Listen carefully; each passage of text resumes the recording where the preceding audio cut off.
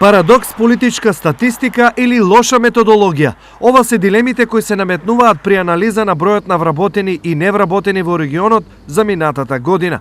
Имено, бројот на лица кои активно бараат работа во регионот во континуитет е околу 12.000, а за првите 10 месеци од 2015 година статистиката бележи дури 15.177 вработувања.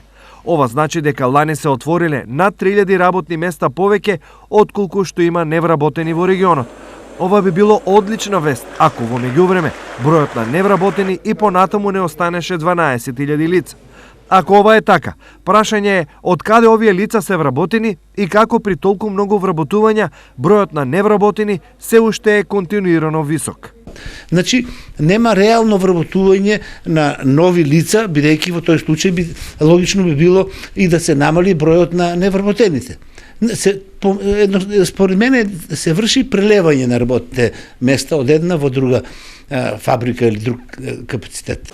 Потврда за ова е и фактот што дури 11.014 лица од оние кои се водат како ново вработени воопшто не биле пријавени во агенцијата како баратели на работа.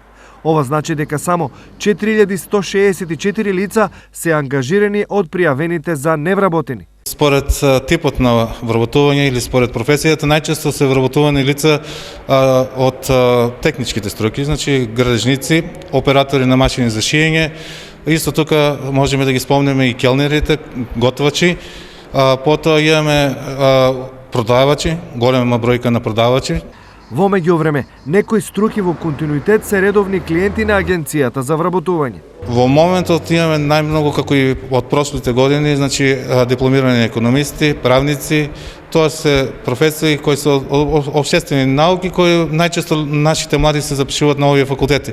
Во секој случај, социјалниот притисок се намалува, но услов за одржување е отворање на нови работни места и тоа не во администрацијата, туку во реалниот сектор.